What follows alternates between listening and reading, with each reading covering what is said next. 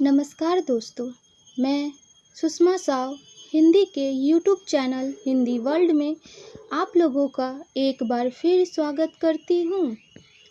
दोस्तों, पिछले वीडियो में मैंने आपको वर्णों के बारे में बताया था। आज मैं वर्ण के प्रकार स्वर पे चर्चा करूँगी। जैसा कि कल मैंने आपको स्वर की परिभाषा बताई थी कि स्वर किसे कहते हैं। स्वर किसे कहते हैं? जिन वर्णों का उच्चारण स्वतंत्र रूप से होता है उन्हें हम स्वर कहते हैं। स्वतंत्र रूप से होता है मतलब उसके उच्चारण में किसी अन्य वर्णों की सहायता नहीं ली जाती है, इसलिए इन्हें हम स्वर कहते हैं।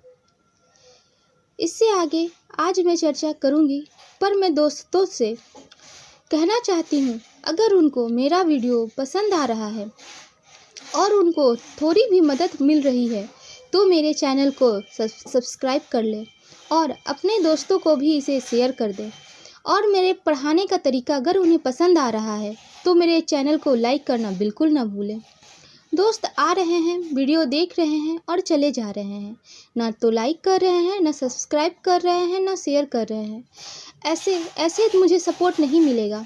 मुझे आप लोग सपोर्ट कीजिए और मेरे चैनल को आगे बढ़ाने में मदद कीजिए। मैं उम्मीद करती हूँ कि आप मेरे चैनल को सब्सक्राइब ज़रूर करेंगे। अब मैं आगे पे ध्यान देती हूँ। स्वरों के दो प्रकार होते हैं। ये उत्पत्ति के आधार पे स्वरों को बांटा गया है। उत्पत्ति क्या होती है? उत्पत्ति मतलब होती है बनने का तरीका, कैसे वो उत्पन्न हुआ है, कैसे वो पैदा हुआ है, उसे हम लोग उत्पत्ति कहते हैं। उत्पत्ति के आधार पे स्वर दो प्रकार के होते हैं। मैं बच्चों को पहले ये बताना चाहती हूँ कि स्वर और व्यंजन पूर्ण रूप से उच्चारण पे निर्भर करते हैं। अगर हम उच्चारण को ध्यान देंगे तो ही हम स्वर और व्यंजन को समझ पाएंगे।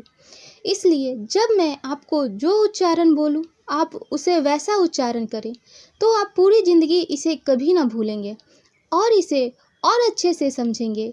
वरना बिना उच्चारण किए देखे आप इसे नहीं समझ पाएंगे। सिर्फ सुन के इन स्वरों या व्यंजनों को नहीं समझा जा सकता। यही कारण है कि आप हर बार इसे पढ़ते हैं पर भूल जाते हैं। एक बार मैं जैसा कह रही हूँ आप उसे मेरे साथ उच्चारण करके देखें, फिर आप कतई नहीं इसे भूलेंगे। उत्पत्ति के आधार पे स्वर दो हैं, एक मूल स्वर, दूसरा संधि स्वर। संधि स्वर को ही हम लोग गुरु स्वर और दीर्घ स्वर कहते हैं। गुरु मतलब बड़ा होता है और दीर्घ मतलब भी बड़ा होता है, इसलिए संधि स्वर को गुरु और दीर्घ स्वर कहा जाता है। अब मूल स्वर किसे कहते हैं? मूल मतलब मुख्य, मतलब ऐसे स्वर जिनकी उत्पत्ति अपने आप हुई है उसे मूल स्वर कहते हैं। कुछ स्वर ऐसे हैं जो जिनकी ध्वनियाँ हम खुद ब खुद सीख गए, उस पर हमें ज़रा भी मेहनत करने की ज़रूरत नहीं पड़ी। वैसे ही स्वरों को हम लोग मूल स्वर कहते हैं। ठीक जैसे अ, ई, उ और री, ये चार ऐसे स्वर हैं जो खुद ही पैदा हुए हैं। इनके उत्पत्ति पे हमें ज़रा भी ध्यान नहीं दिया गया। ये ध्वनियाँ अपने आप ही हमारे मुख से निकली हुई है। मूल स्वर की संख्या हमेशा पूछी जाती है और बच्चे इसे हमेशा भूल जाते हैं। इसलिए मैं बच्चों से कहूँगी कि मेरे साथ इन वर्णों को या तो लिखें या तो इसका स्क्रीनशॉट ले लें ताकि उन्हें दोहराने में मदद मिले। दूसरा है संधि स्वर। संधि मतलब क्या होता है? संधि मतलब होता है जुड़ा हुआ, मतलब जहाँ दो वर्ण जुड़े वहाँ संधि होती है। अगर इसकी परिभाषा की बात करें तो ऐसे वर्ण जिनकी उत्पत्ति दो स्वरों के मेल से हुई हो उन्हें संधि स्वर कहते हैं। जी ठीक, बिल्कुल ही ठीक। क्या होता है जब दो स्वर आपस में हम उसको मेल कर देते हैं या आपस में उसे जोड़ देते हैं तो वो क्या हो जाती है? संधि मतलब मित्रता, मतलब मेल।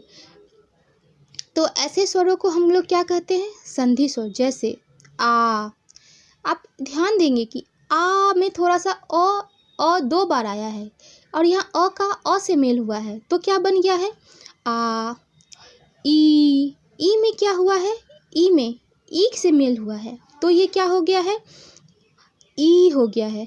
ऊ में क्या हुआ है, ऊ में ऊ से ही मेल हुआ है तो ये क्या बन गया है, ऊ।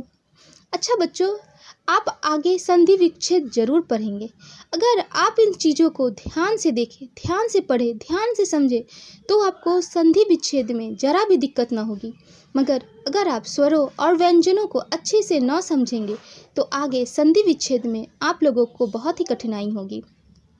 इसलिए मैं प्यारे बच्चों से उम्मीद करती हूँ कि वो ये सारे वर्ण को अच्छे से समझेंगे और मेरे कहे अनुसार इसका उच्चारण भी करेंगे। बच्चों से मैं ये चाहूँगी कि वो मेरे साथ साथ चीज़ों को ज़रूर दोहराएं, नहीं तो वो चीज़ों को भूल जाएंगे। अभी मैंने आपको आ, ई और ऊ का उच्चारण बताया। इन वर्णों में क्या होता है, इनमें इन्हीं का मेल इन्हीं वर्णों के साथ होता है। जैसे ओ 2 बार आ बन जाता है, ई 2 बार बड़ी ई बन जाती है, ऊ 2 बार बड़ा ऊ बन जाता है। पर इससे आगे जब हम ए, ओ और औ की बात करते हैं तो इसकी बनावट में थोड़ी सी भिन्नता आ जाती है। ये 2 अलग अलग स्वरों के मेल से बनते हैं। जैसे ए में अ का मेल ई के साथ होता है, किसका मेल, अ का मेल ई के साथ होता है तो ये ए बन जाता है। ए में क्या होता है, ए में ए का मेल अ के साथ होता है, किसका मेल, ए का मेल अ के साथ तो क्या बनता है, ए बनता है। क्या बनता है, ए। अगर मैं बात ओ की करूं तो ओ में क्या होता है, ओ में अ का मेल ऊ के साथ होता है, किसका मेल, अ का मेल ऊ के साथ होता है। और अगर अ की बात की जाए तो अ में क्या होता है, अ में ओ का मेल अ के साथ होता है, किसका मेल, ओ का मेल अ के साथ। देखिए बच्चों, अगर आप इन चीज़ों को और अच्छे से समझना चाहते हैं तो मुझे ज़रूर कमेंट करें। मैं इन्हें और भी अच्छे से लिख कर आप लोग को समझाऊंगी ताकि आगे संधि विच्छेद में आप लोगों को ज़रा भी कष्ट ना हो। बच्चे संधि विच्छेद बिल्कुल नहीं कर पाते, क्यों? क्योंकि उनके स्वरों पे, व्यंजनों पे, वर्णों पे कमांड नहीं होता, जिसके कारण वे संधि विच्छेद अक्सर भूल जाते हैं या गलत कर बैठते हैं। इसीलिए मैं आप लोगों को वर्ण को इतने अच्छे से पढ़ाना चाहती हूँ कि भविष्य में आपको कभी कोई दिक्कत ना हो। इसलिए मैं आपको आज सिर्फ यहीं तक पढ़ाऊँगी, लेकिन मैं उससे पहले अभी उत्पत्ति के आधार पे वर्णों के 2 रूप पढ़ाई हूँ, स्वर, मूल स्वर और संधि स्वर। यहाँ पे मैं संधि स्वर के भी 2 भाग बता देती हूँ। संधि स्वर को भी 2 भागों में बांटा जा सकता है। एक मूल स्वर, मूल दीर्घ स्वर, ठीक जैसे मैंने आपको बताया आ, ई और ऊ, ये तीनों मूल दीर्घ स्वर के ही उदाहरण हैं। इन्हें सजातीय संधि स्वर भी कहते हैं। क्यों इन्हें सजातीय संधि स्वर कहते हैं? क्योंकि इनमें इन्हीं का मेल इन्हीं के साथ होता है। मतलब अ का मेल अ के साथ ही हो रहा है, ई का मेल ई के साथ ही हो रहा है और ऊ का मेल ऊ के साथ ही हो रहा है, इसलिए इन्हें सजातीय संधि स्वर कहते हैं। दूसरा संयुक्त स्वर। संयुक्त स्वर में क्या होता है, 2 स्वरों का मेल होता है, इसलिए इन्हें संयुक्त, संयुक्त मतलब जुड़ा हुआ, एक साथ मेल किया हुआ, मिला हुआ, इसलिए इन्हें, जबकि ये 2 अलग वर्ण हैं इसलिए इन्हें हम संयुक्त वर्ण कहते हैं।